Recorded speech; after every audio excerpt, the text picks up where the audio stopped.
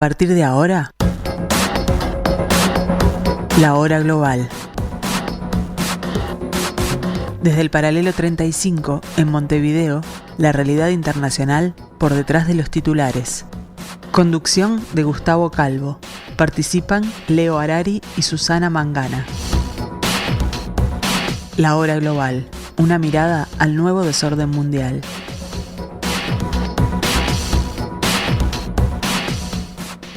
Muy buenas tardes, amigos. 15:05, aquí en el paralelo 35, aquí en la tarde de Radio Mundo, en el 1170M de vuestro dial. Comienza otro capítulo de La Hora Global.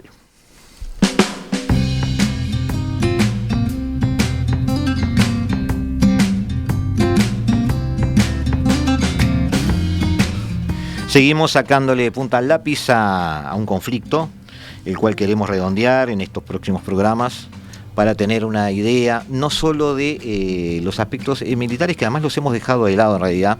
Nos interesan mucho las implicaciones geopolíticas que está generando, que va a generar, y del cual tenemos algunos efectos que ya se han visto y otros que van a venir en este conflicto de Israel con Hamas. Podríamos resumirlo así. En realidad es un conflicto de Israel, sus aliados, la cosmovisión de Occidente sobre el área, y por otro lado la estrategia a mediano plazo del mundo árabe, la suerte de los palestinos, de algunos palestinos, y las suertes de otros grupos de palestinos armados que dicen representar a ese gran pueblo palestino. Es decir, hay mucha cosa implicada. Hemos dado una visión desde el punto de vista de los países árabes, hemos dado una visión desde el punto de vista también de esa especie de club de amigos que tiene Irán, ese eje de la resistencia que ha armado. Hemos dado también la visión desde el punto de vista de la política israelí, de dónde viene y aparentemente hacia dónde podría ir. Y hoy vamos a centrarnos en los palestinos en sí, aunque ya al principio de los programas habíamos dado una idea de su forma de pensar sobre el tema, lo hicimos muy lateralmente. Hoy vamos a profundizar con eso. También nos acompaña hoy el capitán de navío retirado, Ricardo Barbosa, con quien estamos haciendo estos jueves de análisis geopolítico. ¿Quién mejor que acompañarnos? Ricardo, bienvenido nuevamente. Aunque ya las bienvenidas, te explico, van a empezar a desaparecer porque sos parte del programa ya. ¿Cómo andas? ¿Bien? Bueno, muchas gracias. Espero que estés bien, Gustavo. Espero que estén bien todos los oyentes, que se estén preparando para los que son religiosos, cristianos, celebren las fiestas, y los que no, se sumen a las fiestas para tratar de pasar un buen rato. Como decías, tuvimos la idea cuando empezó este problema el 7 de octubre, como lo veíamos que era muy complicado, donde hay muchos actores y a su vez que se entrelazan con distintas cosas a favor y en contra, ir viendo cada uno de los actores desde los principales, o sea, todos son principales porque están metidos en este problema, pero cada uno con diferente capacidad de poder, de influencia o de ejercer presión en el problema. Y hoy vamos a ver lo que hablábamos por fuera del micrófono, que entendemos que es el actor más débil de todos, el más presionado, el más vilipendiado por propios y enemigos, que lamentablemente es el pueblo palestino. Y vamos a presentar ese raconto no solo histórico, sino, como bien decías, de decisiones políticas, geopolíticas, de influencias geopolíticas, dejando de lado el tema militar, porque es un tema muy técnico y específico. Haciendo un resumencito de lo que ya vimos en otros programas, Ricardo, habíamos visto desde el punto de vista árabe, sí, la conveniencia o no de este conflicto. Habíamos llegado a algunas conclusiones. El colectivo árabe, o podríamos llamar vamos a dividirlo en algo que no es muy correcto, pero que nos puede ayudar en la agrupación. El colectivo árabe suní, digamos, sí, o el que está a la sombra de Arabia Saudita, aparentemente que se estaba teniendo puentes, se está generando niveles de comercio crecientes con Israel, que firmaron acuerdos de Abraham, que firmaron otros, o que estaban a punto de firmar otros acuerdos. No se distancian demasiado de Israel, ven esto, están siendo un poquito acorralados políticamente para poder no dejar de apoyar al pueblo palestino, pero sin tomar ninguna medida concreta por ahora. No, yo a los escuchas le diría que el próximo jueves a las 3 de la tarde, jueves 28, Día de los Inocentes, Sí. sintonicen la radio, sintonicen este programa. No es porque estemos nosotros y obviamente que en lo que uno trabaja trata que sea lo mejor, después se verá, pero el próximo jueves vamos a tener una visión geopolítica y estratégica de todos estos actores por separado, que como vos estabas mencionando, por ejemplo, los grupos árabes, y la gente no está obligada a saber, porque a algunos les interesan este tipo de temas, otros les gusta escucharlo y aprender. Les marco una sencilla diferencia. El mundo iraní y a su alrededor no es árabe, No. porque son persas. Exacto. Y son arios. Sí. No hay ninguna rama común a lo que nosotros conocemos como el resto de los países árabes.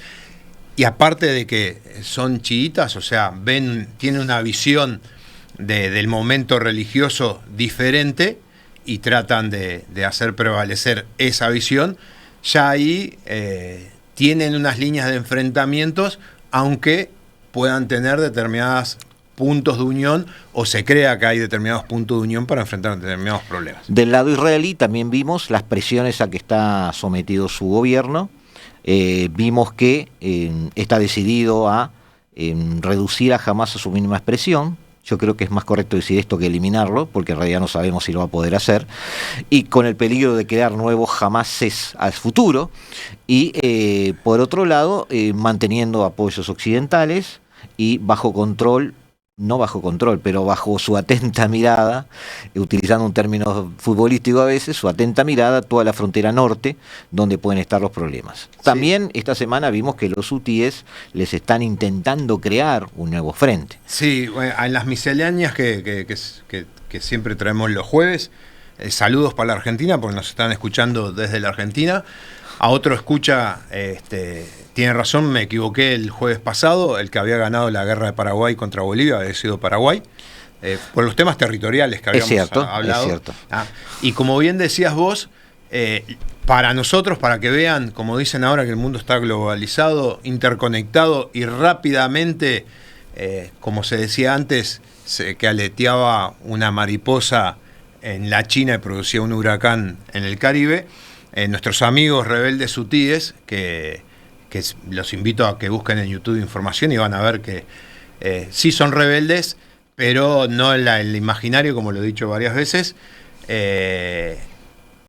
Ahora venía viendo algunas noticias, no solo los ataques a los barcos, que supuestamente trabajan para empresas israelíes o propiedades israelíes, ya han asaltado no con embarcaciones como pasa en Somalia o como lo pueden ver en la película de Tom Hanks, el Capitán Phillips, sí. Ese tiene un buen ejemplo. Asaltan un barco con helicóptero, ya demostrando otro tipo de capacidades. La British Petroleum ya no navega en la zona y solo eso ha provocado que el petróleo suba $3, o sea que vamos a tener que pagar capaz $3 más. Y el problema que se está dando en ese lugar, ahora recién hace 15-20 minutos vi una propaganda de los rebeldes hutíes que decían que iban a minar esa entrada del Mar Rojo, y para los que fuimos oficiales de Marina, sabemos que el tema de minado y contraminado es un tema muy complicado para cualquier marina.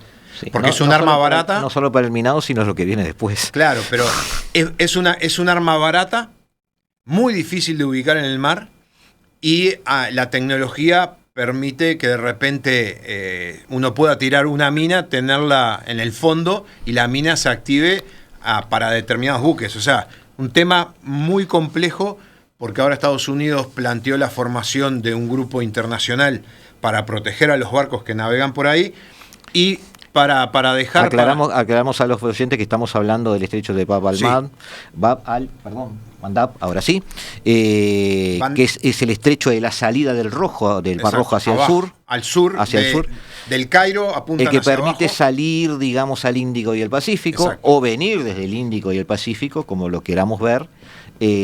Allí está Yemen, de un lado.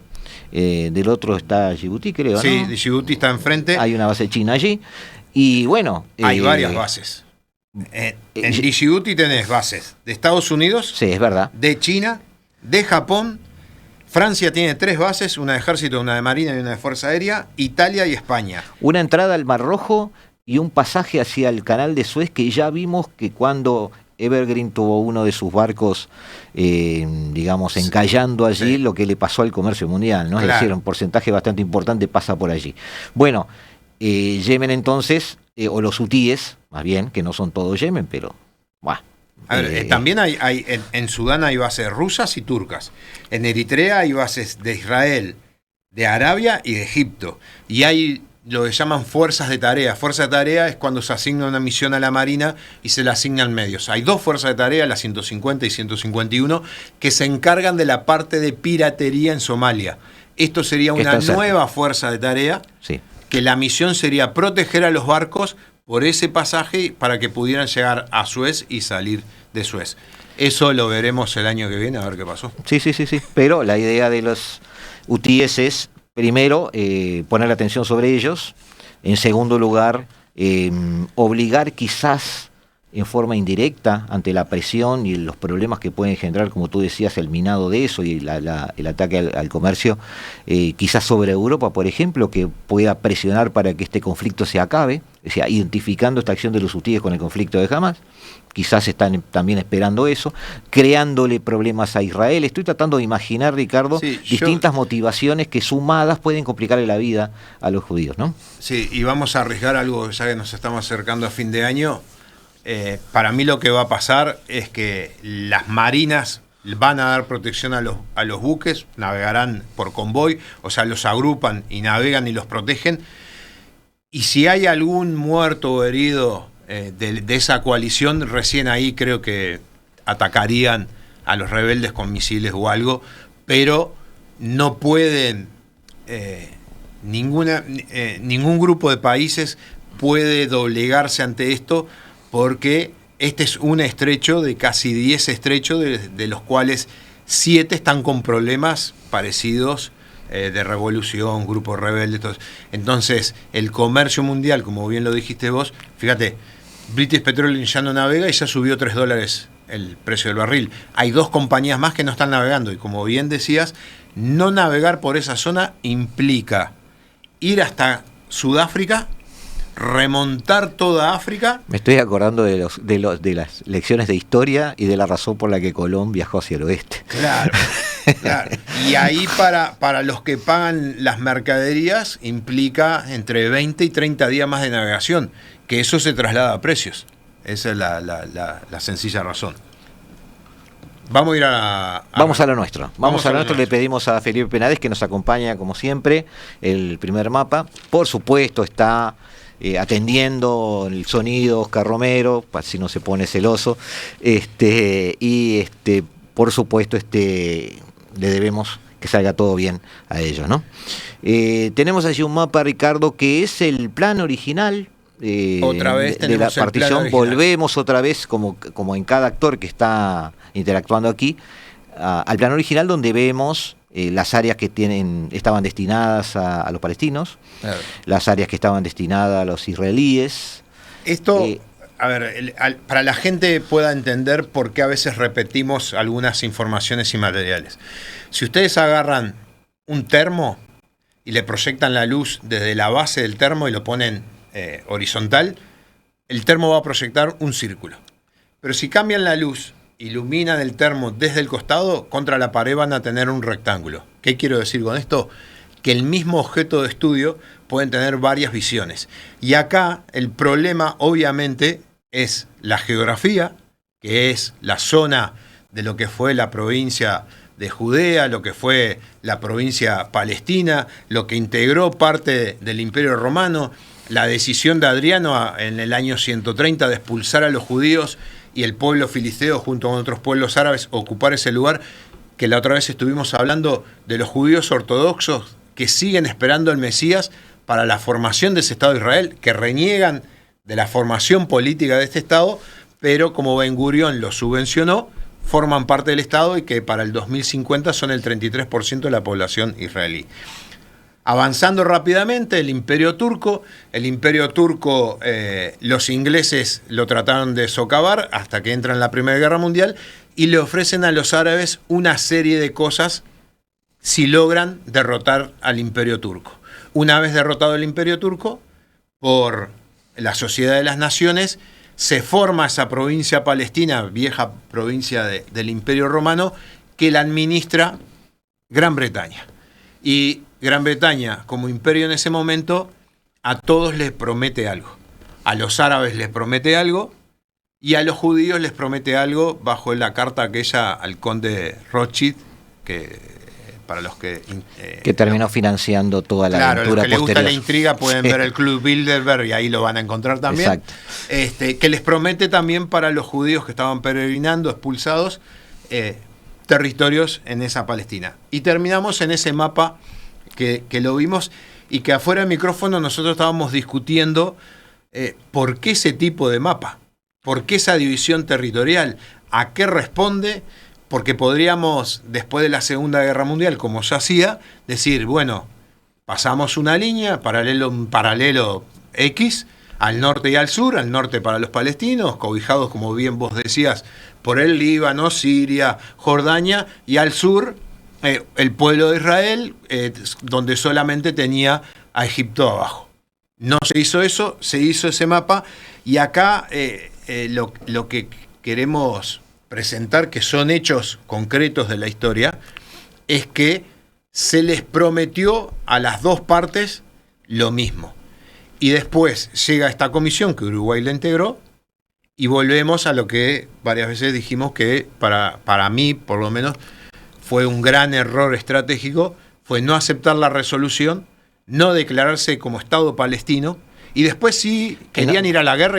Y no, por eso mismo no tener después un soporte legal, estar bajo el amparo del derecho internacional, con razón o sin razón, y eso hubiera facilitado muchísimo las cosas a nivel internacional para el pueblo palestino. Claro, en cuanto a su representación, en cuanto a su lobby político, en cuanto a su legitimidad, poder de negociación, etcétera. Este mapa después soporta todo un interregno enorme de un montón de un estado de guerra permanente, varios conflictos, se pasó por un conflicto muy grande allá en el 67. Claro, pero hay que acordarse de una cosa. Desde antes, desde el principio del siglo XIX, todos los estados árabes, por lo que peleaban, era por la desaparición del Estado de Israel, no por la formación del Estado palestino. De acuerdo. Y, volvíamos. Luego de que las Naciones Unidas hizo lo suyo, como tú dijiste, solo Israel acató esa idea o se acobijó en esa idea. En el 67 una gran guerra, la guerra de los 6 días, en realidad una gran guerra en el sentido de la transmisión de poder territorial de un lugar a otro, ¿no? Es decir, Israel empieza a ganar territorialmente en base a sus conquistas militares, el derecho de conquista, como se llamaba en ese momento, luego los acuerdos la guerra de Yom Kippur. Claro, pero del 48 al 67, si se hubiera estado en la cabeza la creación del Estado palestino, Egipto podría haber dado en la Franja de Gaza ese territorio, no administrarlo a Egipto, sino dárselo para la creación del Estado Palestina, o Jordania, que tenía Cisjordania, podía haber dado ese territorio para crear el Estado palestino, y no lo hizo. Continuó administrándolo tanto Egipto como Jordania. Anotamos entonces históricamente un desinterés por parte de los árabes por preocuparse demasiado por la existencia del pueblo palestino. Y finalmente en 1999 los acuerdos que dieron forma, digamos, a lo que estamos transitando o muy parecido, y que dejaron, como dijimos, esos dos enclaves separados, Cisjordania por un lado, Gaza por el otro, que terminan al final como muchos enclaves teniendo liderazgos políticos diferentes, características políticas de sus habitantes cuasi diferentes y comportándose casi como dos estados separados. Claro, lo cual también fue buscado por Israel, también lo dijimos, no vamos a volver sobre todo eso. La idea es llegar al día de hoy. Ricardo quería acelerar un poquito esto para empezar a analizar si hoy, qué puede esperar Palestina, para empezar a dar estos saltos en el tiempo. Lo lamento porque no tenemos mucho tiempo. No. Y en base a los gráficos que vienen, tratar de entender qué se están jugando, con quién están acompañados o no, y a qué pueden aspirar. Claro, lo que pasa que esto es como los anglosajones le dicen push and pull. Sí. Que es la vieja cinchada de los campamentos o los marinos, es cinchar del cabo sobre la cubierta del barco. ¿Qué quiero decir con esto? Las organizaciones palestinas, desde el 48 para adelante, su objetivo fue enfrentamiento armado con el Estado de Israel.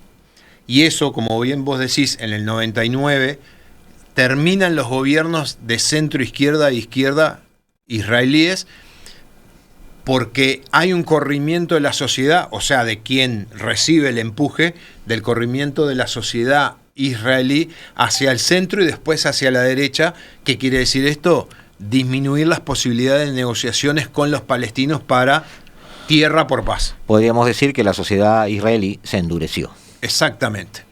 ¿Ah? Se quemó con leche, como se dice en campaña. Sí, está bien. Eso dio lugar entonces a una sucesión de gobiernos con otro perfil. Claro. Ya halcones, no palomas. Y nos vamos a una tanda, discúlpame. No, por favor. Ya esto es autoritario de mi parte, por favor, porque si no nos van a matar. Muchísimas gracias, amigos. Ya nos vemos ahora, en unos 2 minutos estamos aquí. Ya volvemos continuando con este nuevo capítulo de La Hora Global.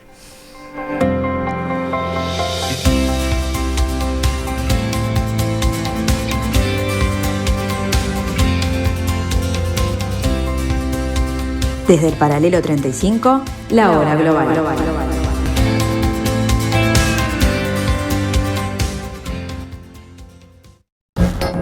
Estás escuchando La Hora Global, una mirada al nuevo desorden mundial. Buenas tardes, amigos. Seguimos en el 1170M de vuestro dial. Como dijimos, haciendo un programa por cada uno de los protagonistas de esta historia, de este conflicto, que quizás pueda significar algún momento bisagra o no desde el punto de vista histórico. Yo les creo un poquito de eso, pero puede ser que nos llevemos una sorpresa ahora. El mundo parece estar un poco interesado en tratar de resolver esto, pero otras veces lo ha estado también. No debemos tampoco pecar de demasiado optimistas. Hablamos un poco de historia, Ricardo. Vamos ahora a la imagen número 5. Ya la hemos numerado para tratar de facilitar la tarea de Felipe Penades, donde tenemos allí alguna serie de gráficas donde hace referencia, Ricardo, a ver...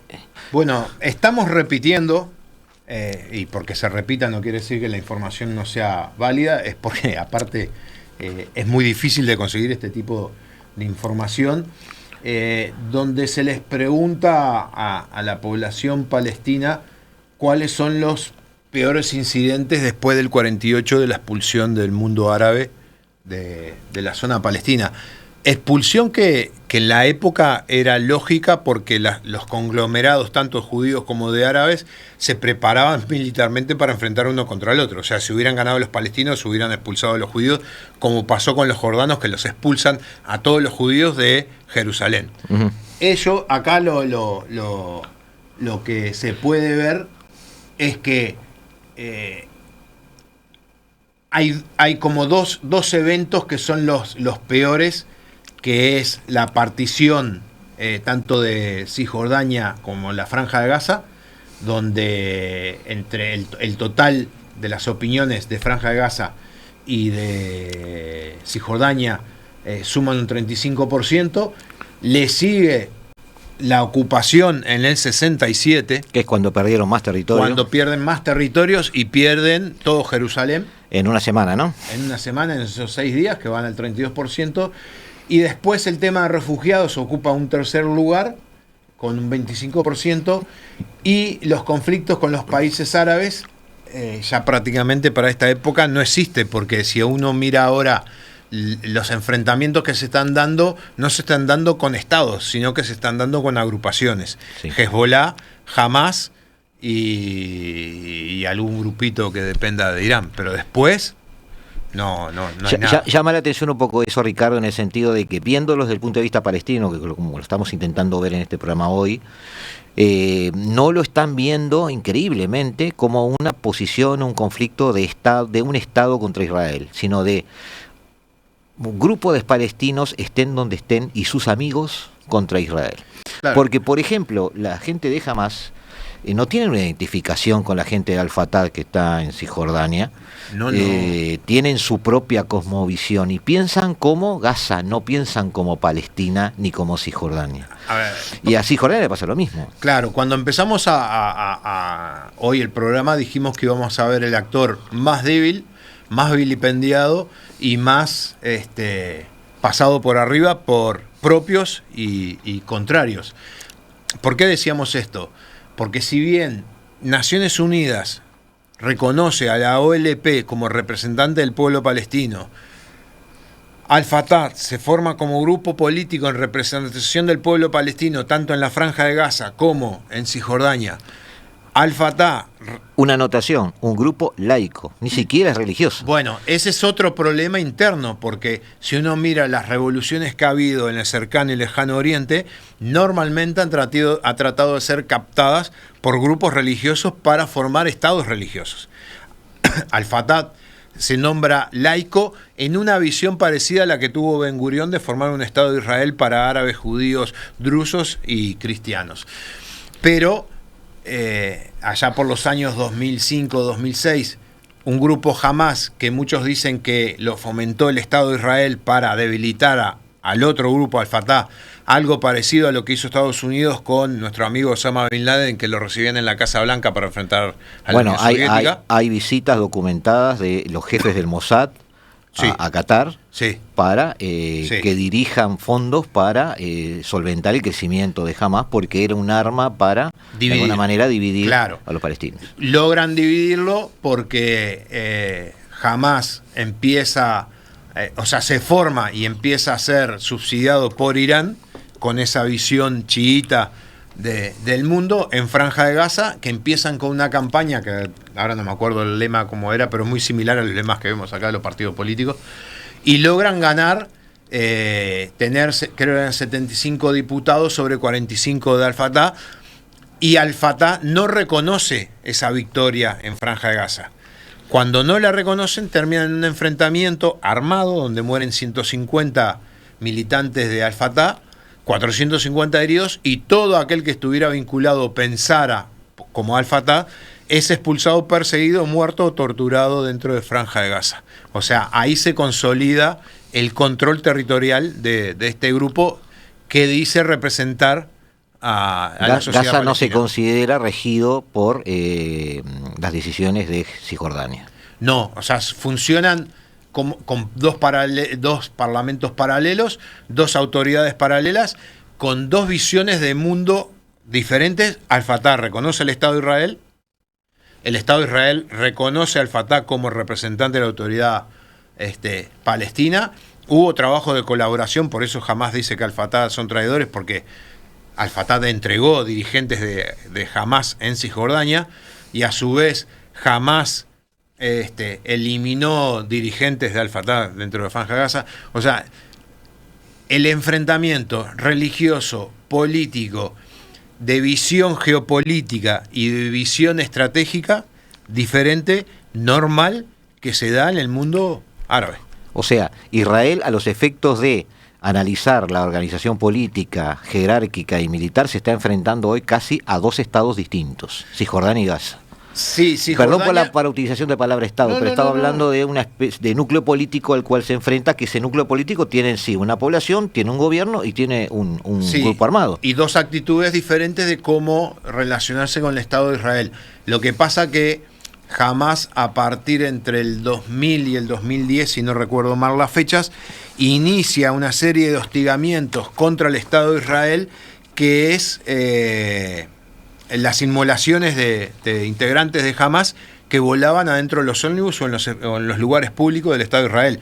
Entonces, a partir de esa radicalización, el Estado de Israel lo identifica como grupo terrorista, y cada vez más, debido a estos eventos, es que la visión de la sociedad israelí de la posibilidad de una pacificación, porque no hay que olvidarse de que con Ariel Sharon Israel se retira de Franja de Gaza, y después el bloqueo es de Israel y de Egipto. Volvemos de vuelta a los países árabes. Sí.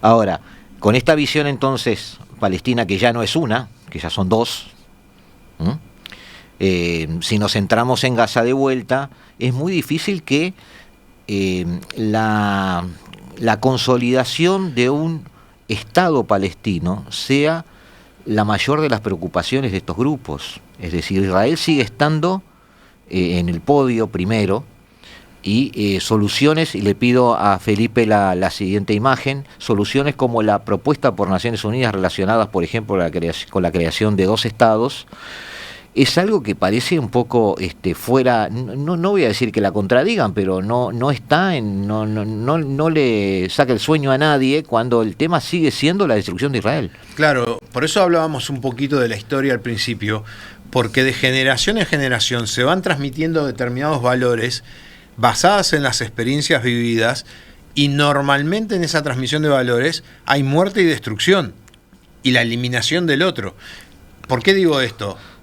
En todo este proceso, si uno va a buscar información ahora, el corrimiento de la sociedad israelí democrática en la elección de autoridades para grupos de centro y derecha, y extrema derecha, ha llevado a que muchas actitudes del Estado de Israel, que son cuestionadas por Naciones Unidas con la creación de toda la instalación de colonos, más que nada en la parte de Cisjordania, que hoy llegan a ser 700.000, o sea, es casi el 10% de la población de Israel. Sí, todo eso alimenta conflictos. Sí, porque el ejército está obligado a defender a los colonos. También hay una crítica a la pasividad de las autoridades locales israelíes para actuar cuando los colonos prenden fuego, atacan lugares palestinos. Entonces, la única respuesta que ve esa población palestina es reaccionar en forma violenta, y ahí empezamos. Y como tú decís, generación a generación, claro, se va en alimentando. esa espiral.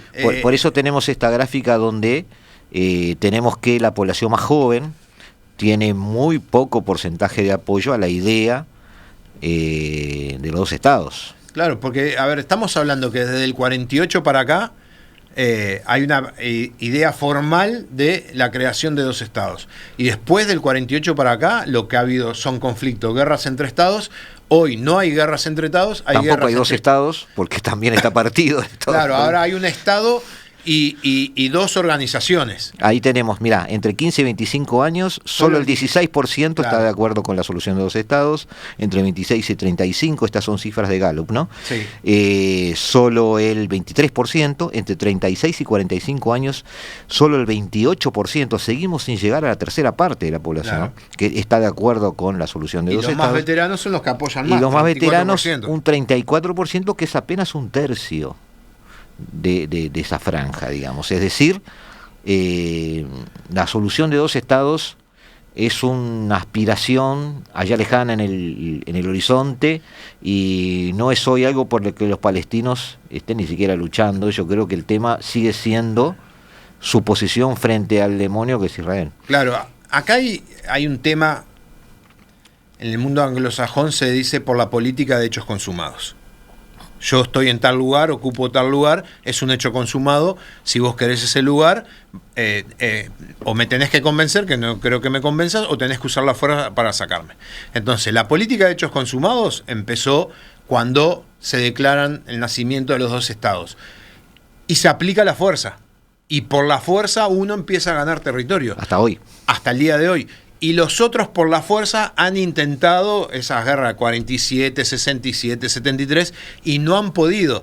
Y después volvemos a algo que hemos repetido varias veces a lo largo del año, un evento que para los que estamos vinculados a la geopolítica o nos gusta esta temática, que es lo que dicen mucho que es el fin de la Segunda Guerra, que fue la caída de la Unión Soviética. Al caer la Unión Soviética, las cosas que nosotros hablamos, los acuerdos, todo esa distensión se da porque uno de los principales actores que sostenía a una parte desaparece. Y en esta lógica, los estados, alrededor del Estado de Israel, por la vía de los hechos, no pueden lograr lo que decían que el Estado árabe, y no hablan del Estado palestino, sino que hablan de un Estado árabe que iría desde el río Jordán hasta el Mediterráneo, que podía ser parte de Jordania, parte del Líbano, parte de Siria o parte de Egipto. Entonces, hoy, a partir, vamos a redondear, del 2000, esos estados se han dado cuenta de lo que vos dijiste, que había que empezar a negociar y había que ver la realidad existente, que había un Estado que es poderoso y que iba a poder soportar el enfrentamiento con otros estados. Y no solo eso, sino que puede transformarse en el futuro en un buen socio. Eso debido a la educación, como lo hablamos acá también, porque las nuevas generaciones, más que nada del mundo árabe, son todas educadas en Europa, con títulos de doctorados en distintas áreas y que tienen una visión del mundo muy clara, con un poder que tienen, que son recursos, pero que saben que es finito y que un día se va a terminar y que hay que invertir para poder mantener el nivel de vida. Volviendo a ver esto desde el punto de vista palestino, le pedimos a Felipe la siguiente gráfica. Podríamos decir que se han quedado solos, o están a punto de, salvo Irán, ¿no? Sí, pero el problema, que lo vamos a ver el jueves que viene y vamos a tratar de generar un poquito de misterio, es la pregunta: ¿realmente Irán está interesado en que haya un Estado palestino o realmente está interesado en hacer cosas para defender sus intereses y lograr más poder dentro de otras luchas que tiene interna en la zona? De acuerdo, tampoco entonces en el otro extremo, porque aquí muestra, esta gráfica que estamos viendo, una gráfica creciente y luego empezar a decrecer, que es la confianza en la gestión del presidente de Estados Unidos o de los presidentes de Estados Unidos en las mediaciones de este conflicto. Bueno. Y coincide con el punto máximo, más del 75%, cuando estuvo Obama, que en ese periodo, en su segundo periodo más que nada, Obama fue muy crítico del gobierno israelí. Y en particular de los asentamientos y de los colonos, que Obama se negó a vetar la resolución de Naciones Unidas por la cual se los declaraba ilegales. Claro, porque hay un detalle. Como Cisjordania está ocupada, lo que dice la normativa internacional, que vos no podés hacer cosas permanentes en el lugar. Y las casas de los colonos se argumentan que no son permanentes porque se pueden derribar y hacer en otro lado. Entonces, para el Estado de Israel no está cometiendo no está yendo en contra de ninguna ley internacional, porque permanente sería armar una frontera cerrada, impidiendo lo que sea, pero algo permanente. Esto no es permanente. Amigos, 2 minutos más y nos volvemos a encontrar aquí en el 1170M de vuestro dial, aquí en la tarde de Radio Mundo, aquí en La Hora Global.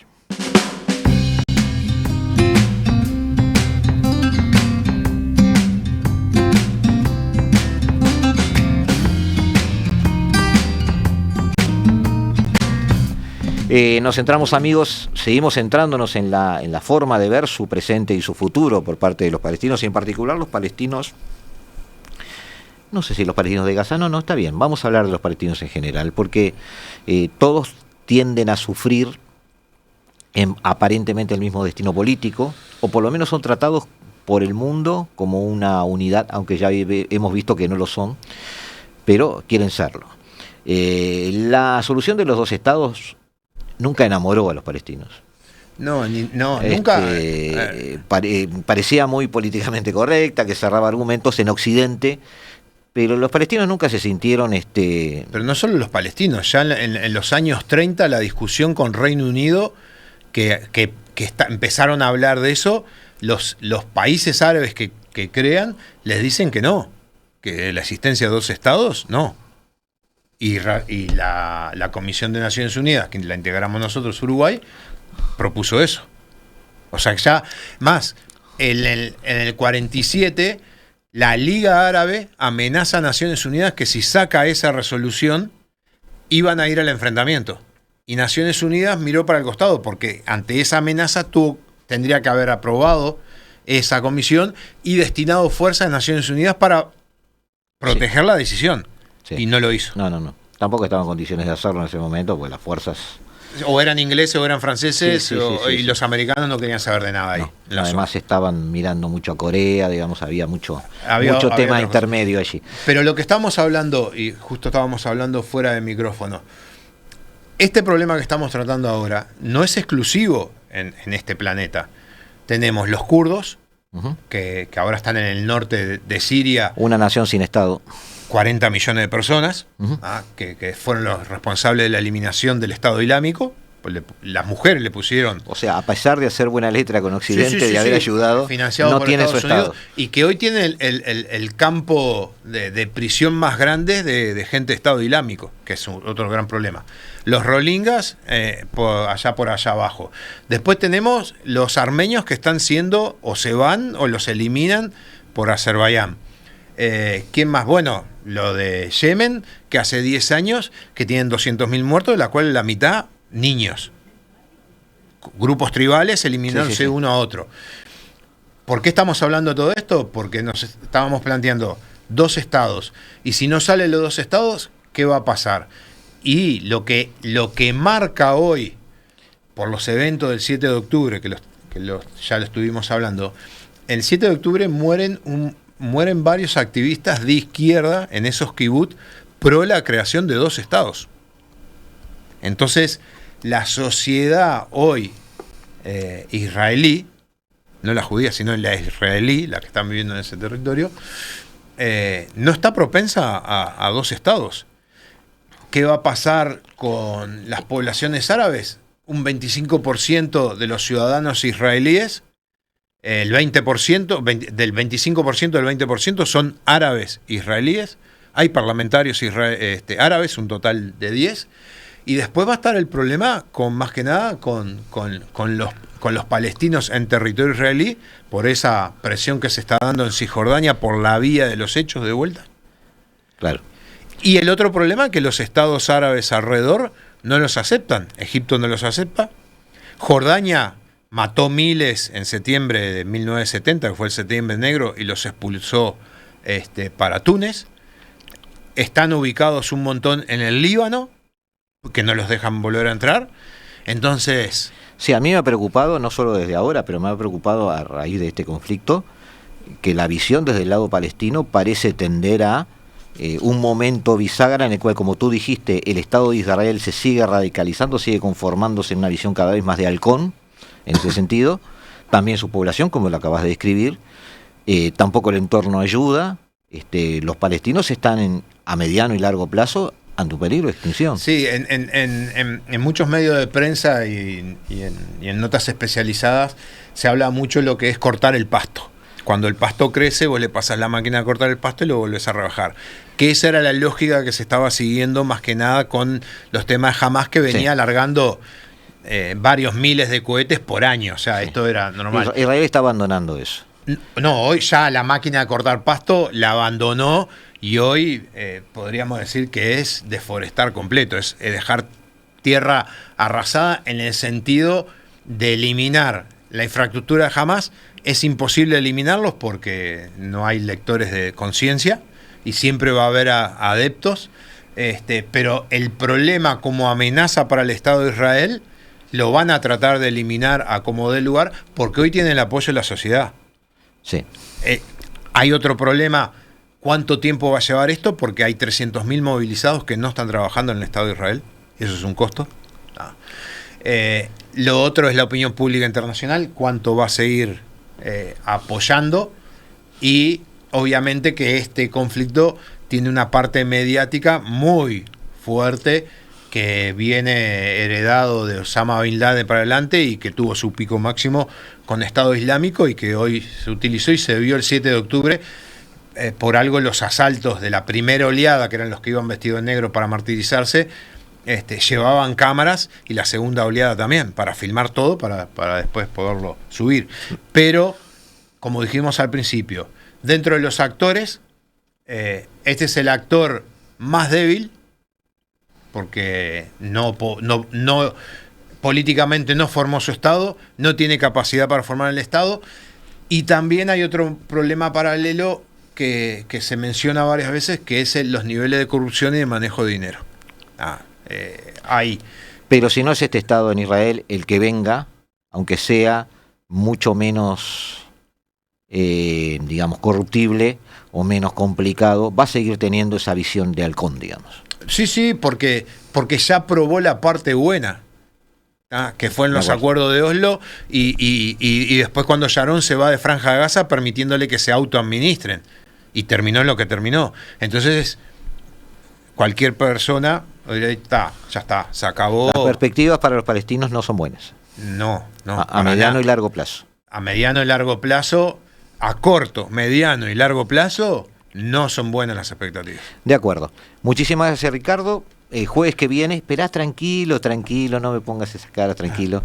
Confía en mí. Sí. Jueves que viene vamos a analizar, sí, ahora sí, como que todos esos sectores que hemos analizado, un programa para cada uno, geopolíticamente cómo quedan. Nos vamos a elevar, lo vamos a ver desde arriba, vamos a ver los intereses de estos que planteamos y cómo chocan entre sí, y los hechos nos va a decir quién es el que está logrando sus intereses. Y nos vamos a ver ahora un libro que tiene el nombre de Marco Polo en la tapa.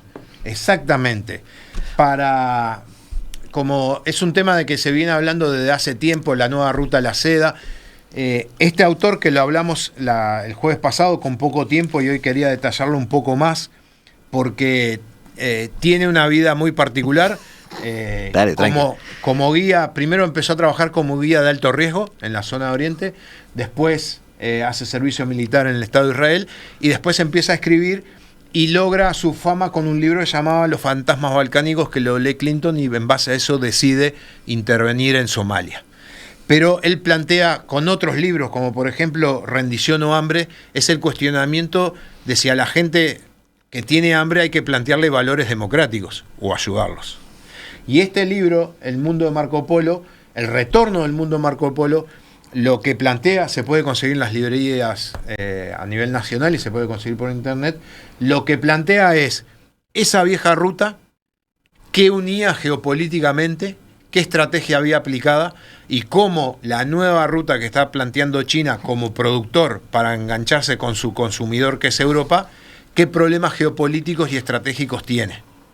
Entonces, hace un comparativo entre el pasado y el día de hoy, que hoy sabemos que esa ruta ahora está un poco frenada por algunos tipos de problemas, pero para los que le interesen la temática, sin duda es un libro excelente. Un autor que escribe en forma muy visual, él estuvo en todos esos lugares, los visitó, habla de sus experiencias allí y da conceptos geopolíticos muy interesantes. Y fácil de leer. Y fácil de leer. Amigos, son casi las 16 horas, se está acercando Eduardo Rivero para en su Se hace tarde ponernos en contacto otra vez con la música, la mejor música del mundo, para que no envejezcamos durante 2 horas y podamos volver a enamorarnos de esa caricia al alma que es este tipo de música con esos cantantes en esa época cuando justo mi generación éramos jóvenes. Hoy seguimos siendo jóvenes pero desde otro punto de vista. Amigos, nos volvemos a ver como cada martes y cada jueves a las 15 horas aquí en el 1170 AM de vuestro dial en la tarde de Radio Mundo, cuando otra vez desde el paralelo 35 digamos que empieza un nuevo capítulo de La Hora Global.